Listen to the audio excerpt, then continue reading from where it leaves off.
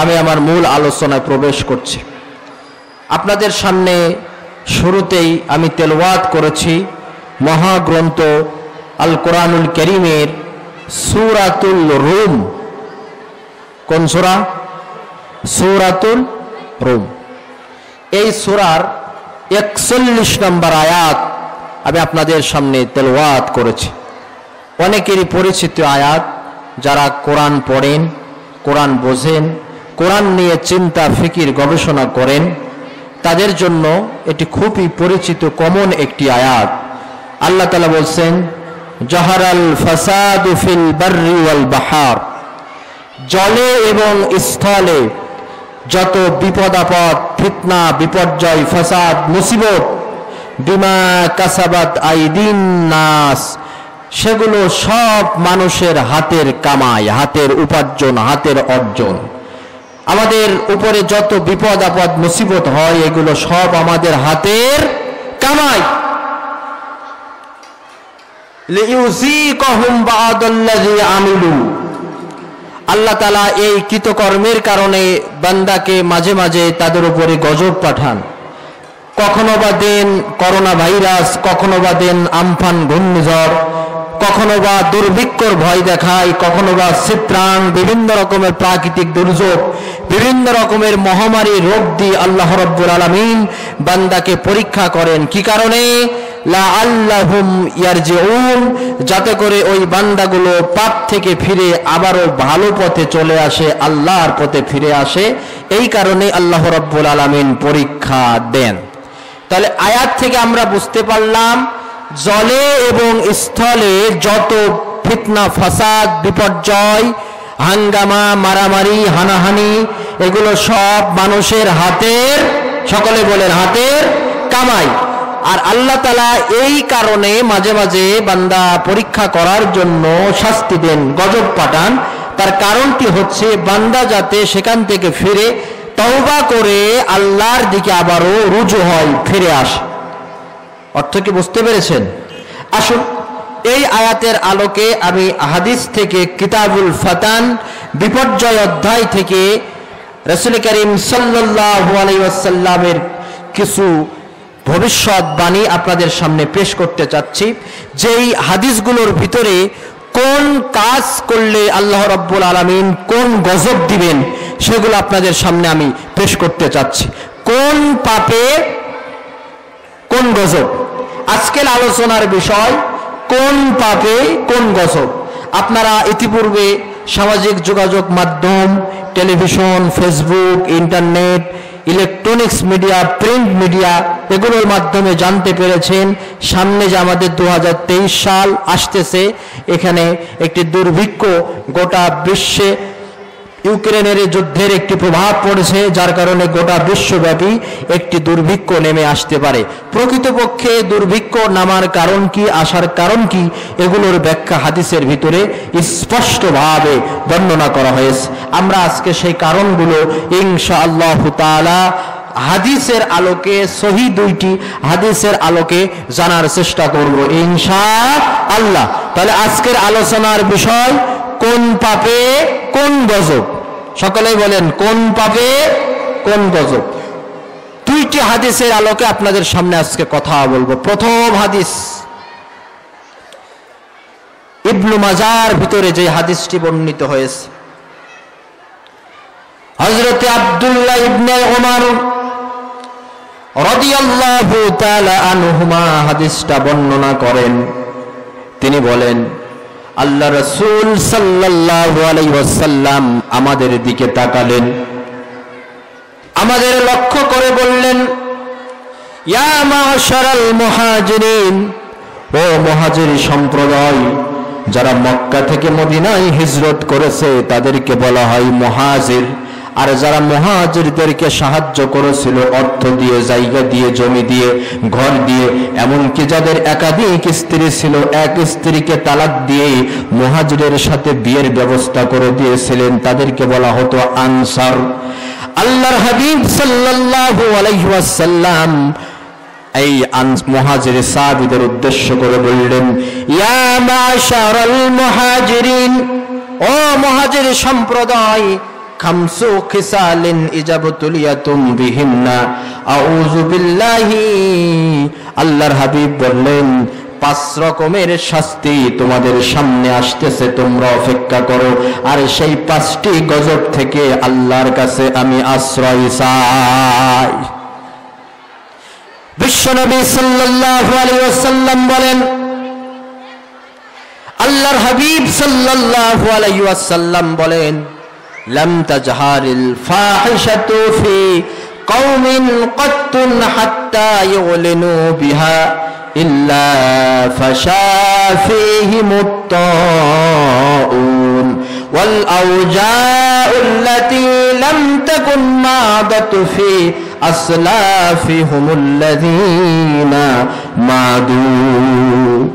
প্রথম পাপ, আল্লাহর হাবিব সাল্লাল্লাহু আলাইহি ওয়াসাল্লাম বলেন, যখন কোন সম্প্রদায়ের মাঝে খোলাখুলি অশ্লীল বেয়াহপনা, উলঙ্গপনা ছড়িয়ে পড়বে, বেয়াহপনা, নগ্নতা, উলঙ্গপনা, বেপর্দা এগুলো ছড়িয়ে পড়বে, আল্লাহর হাবিব বলেন ওই সমাজের মানুষের ভিতরে, ওই সমাজের ভিতরে আমি আল্লাহ রাব্বুল আলামিন প্লেগ এবং এমন মহামারী দিয়ে দেব যেই মহামারীর অস্তিত্ব অতীত জামানায় ছিল না। প্লেগ, মহামারী, এইডস এগুলো হওয়ার কারণ হাদিসের আলোকে জানা যায়, যেই সমাজের ভিতরে খোলামেলা অশ্লীল, উলঙ্গপনা, বেয়াহপনা ছড়িয়ে পড়ে, সেই সমাজে আল্লাহ রাব্বুল আলামিন প্লেগ দেন, কখনো এইডস রোগ দেন, কখনো বা মহামারী দেন, কখনো বা করোনা ভাইরাস দেন, কখনো বা লাসা ভাইরাস দেন, এমন মহামারী দিয়ে দেন যে মহামারীর অস্তিত্ব অতীত জামানার লোকেরা কোনোদিন নামই শোনেনি। আচ্ছা, আপনারা বলেন, এইডসের নাম আমরা আগে কি শুনছিলাম? করোনা ভাইরাস কি আসবে এগুলো কি শুনছিলাম?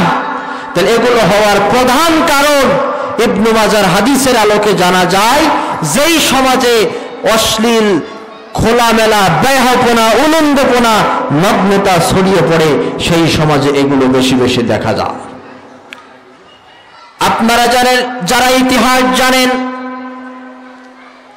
আল্লাহ রাব্বুল আলামিন অতীতকালে একটি জাতিকে সমকামিতার কারণে, বেয়াহপনার কারণে গোটা জমিনটা উল্টায়ে জমিনে নিক্ষেপ করেছিলেন। হযরতে ইব্রাহিম আলাইহিস সালামের ভাতিজা হযরতে লূত আলাইহিস সালামের কওমকে, কওমে লূতকে আল্লাহ রাব্বুল আলামিন জমিন উল্টায়ে মাটিতে ধসাইয়ে দিয়েছিলেন। সেই জর্দানে যেখানে তৈরি হয়েছে বাহরুল মাইয়িত, মৃত সাগর, বা ইংরেজিতে যেটাকে বলা হয় ডেড সি। খোলামেলা অশ্লীল বেয়াহপনা যেই সমাজে চলে, সেই সমাজে আল্লাহ প্লেগ, মহামারী দিবেন, এতে কোনো সন্দেহ নাই। এখন আপনাদের কাছে আমি প্রশ্ন রাখতে চাই, আমরা যেই সমাজে বসবাস করি, এই সমাজে কি অশ্লীলতা, বেয়াহপনা আছে? সকলের কাছে শুনতে চাই, আছে কি? আছে তো? বেপর্দাগিরি কি চলে? বিভিন্ন পার্কগুলোকে যদি আপনি দেখতে পারেন তাহলে দেখবেন বেয়াহপনা, উলঙ্গপনা কারে বলে। বিভিন্ন পার্কের গাছের গোড়ায় বসে যে তারা জোড়াই জোড়াই, যাই নাচে না মানুষ না পশু, যাই নাচে না মানুষ না পশু, ওদের আচরণ চলা ফেরাই। বিভিন্ন পার্কের গাছের গোড়ায় বসে যে তারা জোড়াই জোড়াই, ঠিক না বেটি? পশুদের মতো কিছু মানে না, সভ্যতা কাকে বলে জানে না। পশুদের মতো কিছু মানে না, সভ্যতা কাকে বলে জানে না।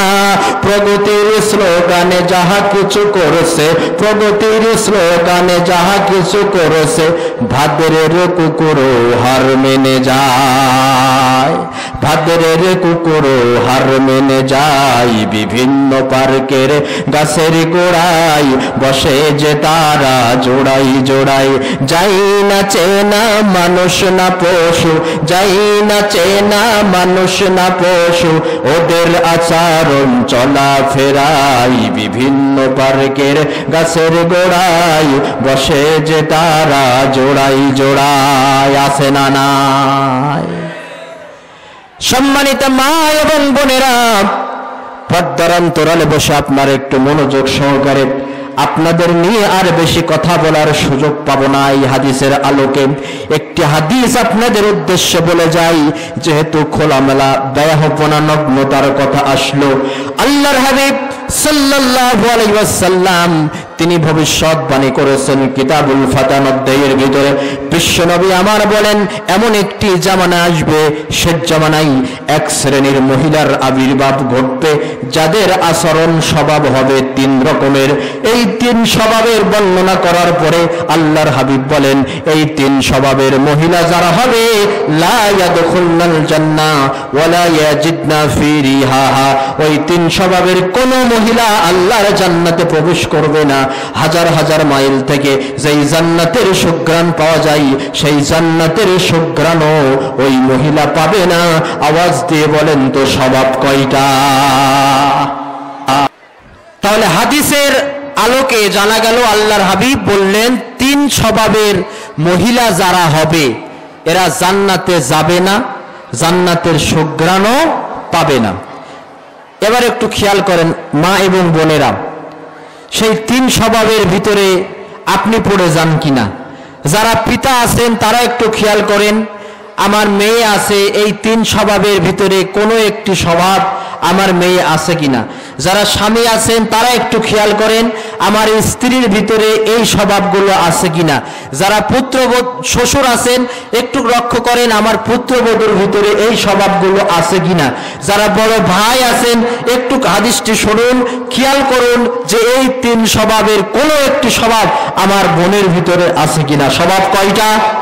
সকলেই আওয়াজ দিয়ে বলেন স্বভাব কয়টা? জোর হইল না, আরো জোরে। কয় স্বভাবের মহিলা জান্নাতে যাবে না? কয় স্বভাবের মহিলা জান্নাতের সুঘ্রাণ পাবে না? এক নাম্বার হাদিসটি শুনুন, আল্লাহর হাবিব বললেন, নিসাউন কাসিয়াতুন আরিয়াতুন, ওই মহিলার প্রথম স্বভাব কাসিয়াতুন, ওই মহিলা কাপড় পরিহিতা থাকবে, আরিয়াতুন কিন্তু উলঙ্গিনী, কাপড় পরা থাকবে কিন্তু উলঙ্গিনী হবে। সাহাবীরা প্রশ্ন করলেন, ইয়া রাসূলুল্লাহ, মানুষ তো কাপড় পরে শরীর ঢাকার জন্য, কাপড় পরার পরেও উলঙ্গিনী থাকবে, এর মানে আমরা বুঝলাম না। এর ব্যাখ্যা হচ্ছে শেষ জামানার এক শ্রেণীর মহিলার আবির্ভাব করবে, তারা এমন টাইট জামা কাপড় পরবে, এমন টাইট জামা পরবে, এমন টাইট বোরকা পরবে, শরীরের গঠনগুলো সব প্রকাশিত হয়ে পড়বে। আছে না নাই? এই এলাকায় নেই। দুই নম্বরে, এমন পাতলা টাইট জামা কাপড় পরবে, ও শাড়ি না মশারি বোঝা বড় দায়, এই এলাকায় নেই। তাহলে এক নম্বরের স্বভাব কাপড় পরার পরেও উলঙ্গিনী। দুই নম্বর মুমিলাতুন মাইলাতুন, আল্লাহর হাবিব বলেন ওই সমস্ত মহিলারা যখন রাস্তাঘাটে চলাফেরা করবে, কোমর দুলিয়ে হেলে দুলে তারা রাস্তাঘাটে চলাফেরা করবে, সুগন্ধি জাতীয় প্রসাধনী মেখে ওই সমস্ত মহিলারা চলাফেরা করবে।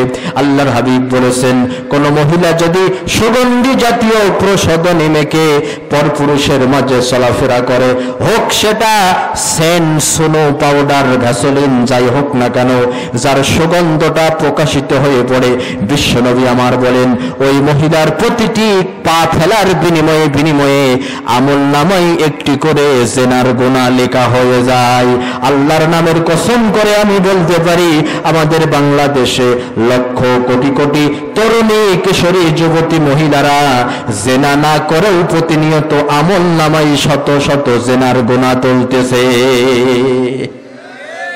তিন নম্বরের স্বভাব বিশ্বনবী আমার বলেন রুয়ুসুহুন্না কাসনিমাতিল বুখতুল মাইলা, ওই সমস্ত মহিলাদের তৃতীয় স্বভাব হবে উটের কোজের মতো, তারা চুলগুলোকে ফোলাইয়ে খোপা পেতে রাস্তাঘাটে চলাফেরা করবে।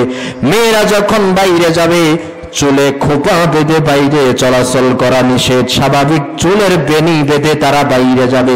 চুল যদি ফোলা থাকে উঁচু থাকে, বিশ্বনবী আমার বলেন ওই স্বভাবের কোন মহিলা জান্নাতে প্রবেশ করবে না। এবার একটু মিলাই দেখেন তো মা এবং বোনেরা, এই তিন স্বভাবের কয়টা স্বভাব আপনার ভিতরে আছে? আব্বারা একটু মিলাই দেখেন তো আপনার মেয়ের চালচলন এর ভিতরে আছে কিনা। স্বামীরা একটু মিলাইয়ে দেখেন তো আপনার স্ত্রীর চালচলন এর ভিতরে আছে কিনা। যদি থাকে আপনি ঠেকান, যদি না ঠেকাতে পারেন আপনি দাইয়ুস। দাইয়ুস লা ইয়াদখুলুল জান্নাত, দাইয়ুস ব্যক্তি কোনোদিন জান্নাতে প্রবেশ করে না। মানহুম দাইয়ুস, দাইয়ুস কারা? দাইয়ুস আল্লাযী ইউকিরু ফি আহলিহিল খুবস, দাইয়ুস হচ্ছে তারা যারা নিজেরা নামাজ পড়ে রোজা রাখে অথচ তার পরিবারের সদস্যদের বেপর্দা বেয়াহপনা উলঙ্গপনা নগ্নতাটাকে মেনে নেই, তারা হচ্ছে দাইয়ুস। নামাজ রোজা পড়লেও ওই দাইয়ুস মার্কা পুরুষ কোনোদিন আল্লাহর জান্নাতে প্রবেশ করবে না। তাহলে যেই সমাজে খোলা মেলা বেয়াহপনা উলঙ্গপনা বেপর্দার সাইলাব হয়ে যায়, আল্লাহ রাব্বুল আলামিন সেই সমাজে বড় বড় মহামারী দেন। কখনো এইডস দেন, কখনো করোনা ভাইরাস দেন, কখনো লাসা ভাইরাস দেন, বিভিন্ন রকমের ভাইরাস মহামারী দিয়ে আল্লাহ রাব্বুল আলামিন সেই সমাজের মানুষগুলোকে পরীক্ষা করেন। 2 নম্বর, বিশ্বনবী সাল্লাল্লাহু আলাইহি ওয়াসাল্লাম বলেন, এই যে দুর্ভিক্ষর কথা আমাদের মাননীয় প্রধানমন্ত্রী বলতেছেন, এবার একটু হাদিস থেকে শুনে যান দুর্ভিক্ষ কি কারণে আসে। আল্লাহর হাবিব বলেন, ওয়ালাম ইয়ানকুদুল মিকিয়ালা ওয়াল মিজানা ইল্লা উখিযু বিসসিনিনা ওয়া শিদ্দাতুল মাউনাতি ওয়া যাওরিস সুলতানি আলাইহিম। আল্লাহর হাবিব সাল্লাল্লাহু আলাইহি ওয়াসাল্লাম বলেন, কোন সম্প্রদায় যখন ওজনে কম দিতে শুরু করে, মাপে কম দিতে শুরু করে, জনগণের ভিতরে যখন ধোঁকাবাজির প্রবণতা, ধোঁকা দেওয়ার প্রবণতা বেড়ে যায়, আল্লাহ রাব্বুল আলামিন সেই সমাজে দুর্ভিক্ষই চাপিয়ে শুধু দেন না, দুর্ভিক্ষর পাশাপাশি ওই সমাজের মানুষের ভিতরে অত্যাচারী স্বৈরাচারী শাসকদেরকে আল্লাহ তাআলা চাপাইয়ে দেন। কথা কি বুঝতে পারছেন? তাহলে দুর্ভিক্ষ আসার কারণ, যেই সমাজে মানুষগুলো ওজনে কম দেবে, খাদ্যে ভেজাল দেবে, আল্লাহ রাব্বুল আলামিন শুধুমাত্র ওজনে কম দেওয়ার কারণে অতীত যুগে হযরতে শুআয়ব আলাইহিস সালামের জাতিকে আল্লাহ রাব্বুল আলামিন ধ্বংস করে দিয়েছিলেন। 3 নম্বর, বিশ্বনবী সাল্লাল্লাহু আলাইহি ওয়াসাল্লাম বলেন, ওয়ালাম ইয়ামনাউজ যাকাওয়াতা আমওয়ালিহিম ইল্লা মুনিউল কতরা মিনাস সামাই, যেই সমাজের মানুষগুলো যাকাত দেওয়া বন্ধ করে দিবে সেই সমাজে আল্লাহ রাব্বুল আলামিন বৃষ্টি বন্ধ করে দিবে, অনাবৃষ্টি দেখা দিবে সেই সমাজে। যাকাত দিতে অস্বীকার করবে যেই সমাজের মানুষ, হাদিসের ভিতরে বলা হচ্ছে বৃষ্টি একেবারেই হতো না যদি সেখানে চতুষ্পদ জন্তু আর উদ্ভিদ না থাকতো, তাহলে সেই সমাজে একেবারেই বৃষ্টি হতো না। 4 নম্বরে, বিশ্বনবী সাল্লাল্লাহু আলাইহি ওয়াসাল্লাম বলেন, যে জাতি আল্লাহ এবং আল্লাহ রাসূলের সাথে কৃত অঙ্গীকারগুলো ভঙ্গ করে, আল্লাহ রাব্বুল আলামিন সেই সমাজের মধ্য থেকে তাদের ভিতর থেকে শত্রু তাদের উপরে চাপাইয়া দেয়। 5 নম্বরে, বিশ্বনবী সাল্লাল্লাহু আলাইহি ওয়াসাল্লাম এই হাদিসের শেষ অংশে বললেন, নবীজি আমার বলেন, ওয়ামা লাম তাহকুম আইম্মাতুহুম বিকিতাবিল্লাহি তাআলা ওয়া ইয়াতাখায়্যারু ফীমা আনজালাল্লাহু ইল্লা জাআলাল্লাহু বা'সাহুম বাইনাহুম। আল্লাহ রাব্বুল আলামিন কোরআনুল কারীমের ভিতরে যে হুকুমগুলো নাজিল করেছেন, জীবন পরিচালনার বাঁকে বাঁকে মোড়ে মোড়ে আল্লাহ রাব্বুল আলামিন কোরআনুল কারীমের ভিতরে ব্যক্তি জীবন পারিবারিক জীবন, সামাজিক জীবন, অর্থনৈতিক জীবন, রাজনৈতিক পরিমণ্ডল, আন্তর্জাতিক পরিমণ্ডল, জীবন পরিচালনার এমন কোনো দিক আর বিভাগ নেই যেই দিক আর বিভাগের কথা আল্লাহর কোরআন এবং হাদিসের ভিতরে বলা হয় নাই। বিশ্বনবী সাল্লাল্লাহু আলাইহি ওয়াসাল্লাম বলেন, যেই সমাজের মানুষ আল্লাহর কোরআন আর হাদিসের বিধান মোতাবেক জীবন পরিচালনা করবে না, সেই সমাজের ভিতরে আল্লাহ রব্বুল আলামিন গৃহযুদ্ধ বাঁধাইয়া দিবেন। তার মানে দলে দলে গন্ডগোল বেশি হবে। কথা কি বুঝতে পারছেন? গৃহযুদ্ধ হওয়ার কারণ, যেই সমাজের মানুষের ভিতরে শাসক গোষ্ঠীগুলো, বিচার ব্যবস্থাগুলো কোরআন এবং হাদিসের বিধান মোতাবেক পরিচালিত হবে না, সেই সমাজে আল্লাহ রাব্বুল আলামিন গৃহযুদ্ধ বাঁধাই দিবেন। জোরে বলেন নাউযুবিল্লাহ। দুইটি হাদিসের আলোকে কথা বলতে চেয়েছিলাম। 5টি কারণে 5টি গজব আসলো। আরেকটি হাদিসের ভিতরে 12টি কাজে 5 রকমের গজব আসবে। জাহারাল ফাসাদু ফিল বাররি ওয়াল বাহার বিমা কাসাবাত আইদিন নাস। জলে এবং স্থলে যত বিপদ আপদ, মুসিবত, ফিতনা, ফাসাদ, এগুলো সব মানুষের হাতের কামাই। আসুন তো সেই 12টি পাপ আমাদের সমাজে বিদ্যমান আছে কিনা। আর যদি বিদ্যমান থেকেই থাকে, এই হাদিসটি পড়ার সময় আমি একটু চিন্তা ভাবনা করলাম, গবেষণা করলাম, করে দেখতে পেলাম সম্ভবত এই 12টি পাপ এখন আমাদের সমাজে, আমাদের দেশে ঢোকেনি। ঢুকলে আল্লাহ তাআলা এই 5টি গজব আমাদেরকে দিতেন, কিন্তু সেই 5টি গজব এখনো আমাদের দেশে আসেনি। তবে যদি এই 12টি পাপ কোন সমাজে চলতে থাকে, সেই সমাজে আল্লাহ রাব্বুল আলামিন 5টি গজব দিবেন, এতে কোনো সন্দেহ নাই। আসুন তো, এই হাদিসটি আবার তিরমিজির ভিতরে বর্ণিত হয়েছে। হাদিসটির রাবী প্রখ্যাত হাদিস বিশারদ, অর্থাৎ সবচাইতে হাদিস বেশি বর্ণনা করেছেন যেই সাহাবী, সাহাবীটার নাম কি?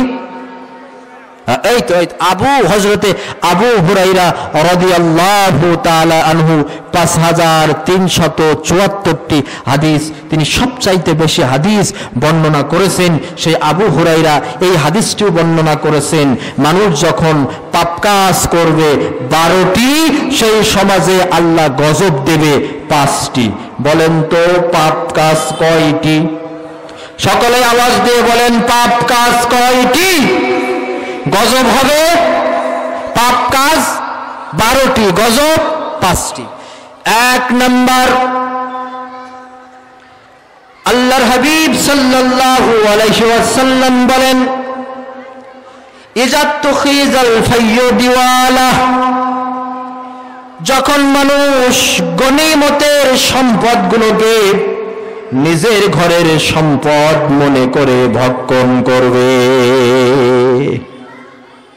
2 নাম্বার, ওয়াল আমানাতু মাগনামা, যখন জনগণের আমানতগুলোকে নিজের মনে করে আত্মসাৎ করবে। ওয়াল আমানাতু মাগনামা, যখন জনগণের আমানতগুলোকে গনিমত মনে করে আত্মসাৎ করবে। 2 নম্বর কারণ, আমানত কয়েক রকম। আপনি মসজিদ, মাদ্রাসা, কবরস্থান, ওয়াজ মাহফিলের ক্যাশিয়ার, আপনার কাছে টাকা আছে, ক্যাশ আছে, এটা আপনার আমানত। এটা কি? যেভাবে রাখা হয়েছে সেভাবে রাখা, এটার নাম হচ্ছে আমানত। এই টাকা আপনি নিজের ব্যক্তিগত কোনো কাজে খরচ করতে পারবেন না। অনেকেই রকমের করে, ব্যক্তিগত কাজে খরচ করে পরে আবার পূজায় রাখে। এটা কিন্তু আমানত রক্ষা হয় না। আমানত জিনিসটা, টাকা যেভাবে দেওয়া হবে সেভাবেই রাখতে হবে, যখন চাইবে তখন ফেরত দিতে হবে, এটার নাম আমানত।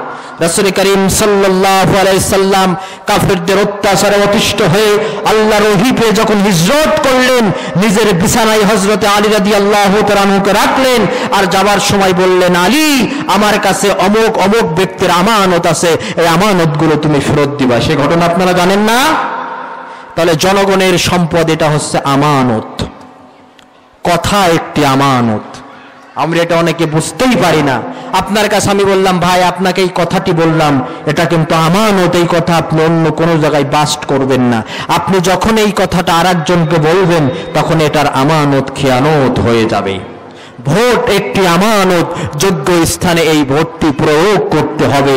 এরপরে আমাদের এই যে উপজেলার শ্রেষ্ঠ, খুলনা বিভাগের সর্বশ্রেষ্ঠ চেয়ারম্যান, আমি পোস্টারে প্রথমে নাম বলেছি, এই মাদ্রাসার সম্মানিত সভাপতি, ইউনিয়নের সম্মানিত সুযোগ্য সভাপতি, ইনারা আছেন।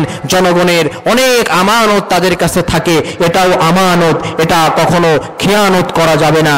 তাহলে মানুষ যখন আমানতের খেয়ানত করবে, আমানতগুলোকে নিজের ঘরের সম্পদ মনে করে গরিবের গম মেরে খাওয়া জোন দেয় না, একদম টিয়ার বিয়ার কাবিকা পর্যন্ত ঝেড়ে খায়, আছে না নাই? আমানতগুলোকে যখন নিজের ঘরের সম্পদ মনে করে আত্মসাৎ করবে। 3 নম্বর, ওয়াযাকাতু মাগরামা। প্রথম হাদিসেও যে কথা বলা হয়েছে, এই হাদিসটার ভিতরেও সেই কথা বলা হচ্ছে। শেষ জামানায় মানুষগুলো যাকাত দেওয়াকে জরিমানা মনে করবে। সুদী ব্যাংকে টাকা রেখে, পোস্ট অফিসে টাকা রেখে মাসের পর মাস, বছরের পরে বছর ফিক্সড ডিপোজিট করে সুদের উপরে টাকা খেয়েই যাবে। অথচ যাকাত ফরজ হয়ে গেলে 60,000 65,000 টাকা যদি কারোর কাছে 1 বছর গচ্ছিত থাকে, ঘরে হোক, আলমারিতে হোক, ব্যাংকে হোক, 1 লাখ টাকায় যে 2,500 টাকা যাকাত দিতে হবে 2.5% হারে, বছরের পরের বছর 3 লাখ 4 লাখ টাকা জমিয়ে ফিক্সড ডিপোজিট করে সুদ খেয়েই যাবে। অথচ আল্লাহর ফরজ বিধান যাকাত দিবে না। যাকাত দেয়াকে শেষ জামানার মানুষগুলো জরিমানা মনে করবে। এই চরিত্রের মুসলমান আছে না নাই?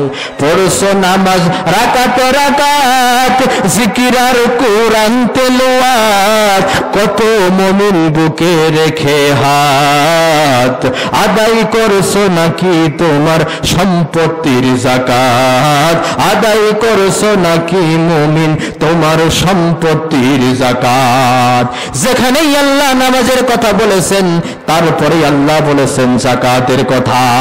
আমাদের দেশে অনেক মুসলমান আছে, নামাজ পড়ে সেজদা দিয়ে কপালে কালো দাগ ফেলিয়ে দিয়েছে, এরপরেও সুদের উপরে টাকা লাগিয়েছে, যাকাত দেয় না। এই চরিত্রের মুসলমান জোরে বলেন তো আছে না নাই? তাহলে আল্লাহর হাবিব বললেন, শেষ জামানায় মানুষগুলো যাকাত দেওয়াকে কি মনে করবে? জরিমানা। আমার কথা বুঝতেছেন আপনারা? খারাপ লাগছে ভাই? 4 নাম্বার, বিশ্বনবী সাল্লাল্লাহু আলাইহি ওয়াসাল্লাম বলেন, ওয়া তুউল্লিমা লিগাইরিদ্দিন। শেষ জামানায় মানুষ বেদিন শিক্ষা গ্রহণ করাকে বেশি প্রাধান্য দেবে, দ্বীনি শিক্ষা গ্রহণ করাকে তারা ছোট মনে করবে। বেদিন শিক্ষা ইলমুদ্দিন আর ইলমুদ্দুনিয়া, ইলমুদ্দুনিয়া অর্জন করার জন্য তারা ব্যস্ত হয়ে পড়বে, দ্বীনি শিক্ষা অর্জন করাকে তারা ছোট কাজ মনে করবে। আছে না নাই? ধর্ম শিক্ষাকে তারা অবজ্ঞা করবে, ধর্ম শিক্ষাগুলোকে তারা আস্তে আস্তে অবজ্ঞায় রূপ নেবে। যার কারণে লক্ষ্য করা যায় আমাদের দেশগুলোতে, আমাদের বাংলাদেশের প্রেক্ষাপটে আমি নিজেও একজন শিক্ষক মানুষ সেই হিসাবে বলতেছি, ইংরেজি প্রাইভেট পড়ার জন্য শিক্ষকরাকে বাড়িতে বেতন দেয় 3,000, গণিত পড়ানোর জন্য বেতন দেয় 3,000, বিজ্ঞানের শিক্ষকের বেতন দেয় 5,000, কোরআন শেখানোর জন্য তো বেতন নির্ধারণ করেই না, 100 টাকা বেতন দেয় 3 মাসের বাকি, তারপরেও ফতোয়া ঝাড়ে কোরআন পড়িয়ে কি টাকা নেওয়া যায় আছে নাকি? ঠিক কিনা বলেন? সমাজের বাস্তবতা কিন্তু এটাই। অথচ ধর্মীয় শিক্ষা যেই সমাজে থাকে না, সেই সমাজের মানুষগুলো পশুর সমান হয়ে যায়। বিশ্বকবি, কবি সম্রাট আল্লামা ইকবাল রহমতুল্লাহ আলাইহি বলেন, ধর্মেতে হয় জাতির গঠন, ধর্ম নাই তো তুমিও নাই, নাইকো যদি মাধ্যাকর্ষণ, চন্দ্র সূর্য গ্রহ ভূমিও নাই। মাধ্যাকর্ষণ শক্তি আছে বলে চন্দ্র সূর্য ভূমি গ্রহ নক্ষত্রগুলো যেমন টিকে আছে, একটি সমাজের চরিত্র ভালো হয় ধর্ম শিক্ষার কারণে। ধর্ম না থাকলেও সেই সমাজ কোনোদিন ভালো হতে পারে না। পারে কি? শেষ জামানায় এই ধর্ম শিক্ষাকে মানুষ উপেক্ষা করে চলবে, অবজ্ঞা করে চলবে। এমনকি লক্ষ্য করা যাবে, ক্রিকেটে যদি 6 মারে, ক্রিকেটে যদি 4 মারে বিশ্ব চ্যাম্পিয়ন হয়ে যায়। ক্রিকেটে 6 মারলে 4 মারলে তার জন্য রাষ্ট্রীয়ভাবে ফ্ল্যাট বরাদ্দ হয়ে যাবে, রাষ্ট্রীয়ভাবে তাদের জন্য গাড়ি দেওয়া হবে। অথচ কোরআনের হাফেজেরা, একমাত্র হাফেজেরা স্বাধীনতার লাল সবুজের পতাকাটা বিশ্বের বুকে কোরআন তেলাওয়াত করে প্রথম স্থান অর্জন করে বাংলাদেশের স্বাধীনতার লাল সবুজের পতাকাটা বিশ্বের মানচিত্রে উড্ডীন করে। তাদের জন্য ফ্ল্যাট গাড়ির কোনো বরাদ্দ হয় না। জোরে বলেন কথা ঠিক না বেঠিক? অথচ ধর্মীয় শিক্ষা, ইলমুদ্দিন অর্জন করা, তলাবুল ইলমি ফরিদাতুন আলা কুল্লি মুসলিম, যেই জ্ঞান দ্বারা তাওহীদ জানা যায়, শিরক জানা যায়, যেই জ্ঞান দ্বারা সুন্নাত চেনা যায়, বিদআত চেনা যায়, যেই জ্ঞান দ্বারা হালাল চেনা যায়, হারাম চেনা যায়, এই জ্ঞান অর্জন করা এবং অর্জন করানো পিতামাতার জন্য কিন্তু ফরজ। পিতামাতার জন্য ফরজ। এরপরে আপনি পদার্থ রসায়ন, বাংলা, ইংরেজি, গণিত যা শিক্ষা দেবেন দেন, আপত্তি নাই, কিন্তু প্রাথমিক পর্যায়ে বেসিক নলেজ অফ ইসলাম এই জ্ঞানটা অবশ্যই অবশ্যই শিক্ষা দেওয়াই লাগবে। আল্লাহর হাবিব সাল্লাল্লাহু আলাইহি ওয়াসাল্লাম বলেন, কুন আলিমান আও মুতাআল্লিমান আও মুস্তামিআন আও মুহাব্বান ফালা তাকুন খামিসান ফাতুহলিক। বিশ্বনবী সাল্লাল্লাহু আলাইহি ওয়াসাল্লাম বলেন, হয় তুমি আলেম হও, না হয় আলেম হওয়ার জন্য চেষ্টা করো, না হয় আলেমের কথা মনোযোগ দিয়ে শোনো, আর না হয় তুমি আলেমকে ভালোবাসো, মহব্বত করো। এই 4টির একটিও তুমি হবে না, ফাতুহলিক, তোমার দুনিয়াও শেষ, আখিরাত তোমার বরবাদ হয়ে যাবে। আলেম হওয়ার চেষ্টা করো, না হয় আলেমের কথা মনোযোগ দিয়ে শোনো, আর না হয় আলেমের সাথে সম্পর্কটা ভালো রাখো, মহব্বত করো। কারণ ইন্নাল উলামা ওয়ারাসাতুল আম্বিয়া, এই পৃথিবীতে একমাত্র যারা আলেম সমাজ তারাই হচ্ছে নবীর ওয়ারিস, নবীর উত্তরসূরি। জোরে বলেন ঠিক না বেঠিক? বিশ্বনবী সাল্লাল্লাহু আলাইহি ওয়াসাল্লাম যারা দ্বীনি শিক্ষা অর্জনের জন্য পথ চলে, বিশ্বনবী সাল্লাল্লাহু আলাইহি ওয়াসাল্লাম বলেন, মান সালাকা তরিকান ইয়াতলুবু ফীহি ইলমান সালাকাল্লাহু ফীহি তরিকান মিন তুরুকিল জান্নাহ। আল্লাহর হাবিব সাল্লাল্লাহু আলাইহি ওয়াসাল্লাম বলেন, দ্বীনি শিক্ষা অর্জন করার জন্য যারা রাস্তা চলে তারা জান্নাতের পথে চলে। রহমতের ফেরেশতারা তাদের সম্মানার্থে তাদের রহমতের পাখাগুলো যারা দ্বীনি শিক্ষা অর্জন করার জন্য চলে তাদের পায়ের নিচে বিছাইয়ে দেয়। শুধু তাই নয়, গর্তের পিঁপড়া, নদী, সমুদ্রের মাছগুলো যারা দ্বীন শিক্ষা অর্জনের জন্য পথ চলে তাদের জন্য ক্ষমা প্রার্থনা করতে থাকে। আল্লাহু আকবার। তাহলে শেষ জামানায় সেই দ্বীনি শিক্ষা অর্জন করাকে মানুষ ছোটমি মনে করে, আর তারা এই দ্বীনি শিক্ষা অর্জন করাকে অবজ্ঞা করবে। 5 নম্বরে বিশ্ব নবী সাল্লাল্লাহু আলাইহি ওয়াসাল্লাম মারাত্মক কথা বললেন, ওয়া তা'রজুলু ইমরাতুহু ওয়া আকু উম্মুহু। শেষ জামানায় মানুষগুলো তাদের স্ত্রীর আনুগত্য করবে আর মায়ের অবাধ্য হবে। স্ত্রীর আনুগত্য করবে আর মায়ের অবাধ্য হয়ে যাবে। আচ্ছা, আপনাদের কাছে আমি একটু সকলের কাছ থেকে একটি কথার আওয়াজ চাই।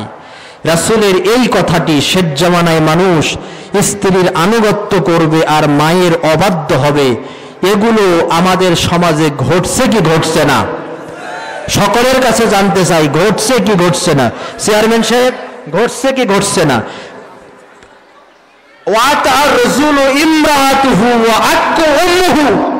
শেষ জামানায় মানুষ স্ত্রীর আনুগত্য করবে আর মায়ের অবাধ্য হবে। 6 নম্বর ওয়াদনা সাদিকাহু ওয়া আকসা আবাহু, পিতাকে দূরে ঠেলে দেবে আর দূরের বন্ধুকে কাছে টানবে। নিজের বন্ধুর জন্য বরাদ্দ থাকবে হাজার হাজার টাকা, চায়ের দোকানে রেস্টুরেন্টে হাজার হাজার টাকা বন্ধুর জন্য ব্যয় করবে। অথচ অসুস্থ পিতা, অসুস্থ মা বাবা বিছানায় অসুস্থ হয়ে কাতরাই, তাদের জন্য 1 পোয়া আঙ্গুর, 1 কেজি কমলা, আপেল, পেয়ারা কিনে নেওয়ার মতো নসিব ওই কোলাঙ্কার সন্তানের জুটবে না। এই রকমের কোলাঙ্কার সন্তান আমাদের সমাজে আছে না নাই? দূরের মানুষকে কাছে টানবে আর রক্তের সম্পর্কের মানুষগুলোকে তারা দূরে সরিয়ে দেবে। নিজের শ্বশুর শাশুড়ি নিয়ে ব্যস্ত হয়ে পড়বে, নিজের আব্বা আম্মা অবহেলিত অবস্থায় থাকবে। শালিকে নিয়ে ব্যস্ত হয়ে পড়বে, শালাকে নিয়ে ব্যস্ত হয়ে পড়বে, নিজের আপন ভাই আপন বোন অবহেলিত অবস্থায় থাকবে। আছে না নাই? আছে। তাহলে এবার আসেন তো একটি হাদিস,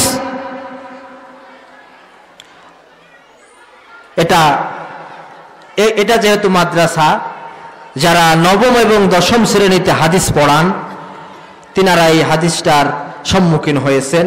আল্লাহর হাবিব সাল্লাল্লাহু আলাইহি ওয়াসাল্লাম বলেছেন, কুল্লু যুনুবিন ইউআখিরুল্লাহু মিনহা মা শাআ ইলা ইয়াউমিল কিয়ামাহ। মানুষ যত পাপ কাজ করে এই পৃথিবীতে, প্রতিটি পাপ কাজের শাস্তি আল্লাহ রাব্বুল আলামিন মৃত্যুবরণ করার পরে কবরে অথবা হাসরের মাঠে দিবেন। আচ্ছা, আপনারা বলেন, আল্লাহ যদি, আমরা যত অবাধ্য আল্লাহ যদি সঙ্গে সঙ্গে সেই পাপের শাস্তি আমাদের দিতেন, আমরা পৃথিবীতে টিকতে পারতাম? হাদিস শরীফের ভিতরে বলা হয়েছে যে পৃথিবীর দাম যদি আল্লাহর কাছে একটি মশার ডানা তুললেও হতো। মশার ডানা অনেক দাম নাকি? অনেক দাম না? 1 মণ মশার ডানা যদি আপনাদেরকে দেওয়া হয়, কয় টাকা দিয়ে কিনবেন? কেউ কিনবেন? আল্লাহর হাবিব বলছেন, আল্লাহর কাছে পৃথিবীর দাম যদি একটি মশার ডানার তুল্যও হতো, তাহলে এই পৃথিবীতে যারা আল্লাহর সাথে নাফরমানি করে, অবাধ্য কাফের, এদেরকে আল্লাহ তাআলা 1 ঢোক পানি গিলতে দিতেন না। যারা নামাজ পড়ে তাদের বাড়িতে সূর্যের আলো যায়, তাদের বাড়িতে বৃষ্টি হয়। হিন্দু, মুশরিক, কাফের, তাদের বাড়িতে সূর্যের আলো 1 মাস বন্ধ থাকে, তাই তো? যে তাদের টিউবওয়েলে পানি ওঠে না, তাই তো? আল্লাহর হাবিব বলছেন, বান্দা যত পাপ কাজ করে সেই পাপের শাস্তি আল্লাহ রাব্বুল আলামিন মৃত্যুর পরে কবরে দিবেন অথবা হাসরের মাঠে দিবেন। কিন্তু ইল্লা 3টি পাপ এমন আছে। কয়টি পাপ? ভালো করে বোঝেন, খুব মারাত্মক কথা, মারাত্মক কথা। 3টি পাপ এমন আছে যে 3টি পাপের শাস্তি আল্লাহ মৃত্যুবরণ করার পরে কবরে বা হাসরে দিবেন না।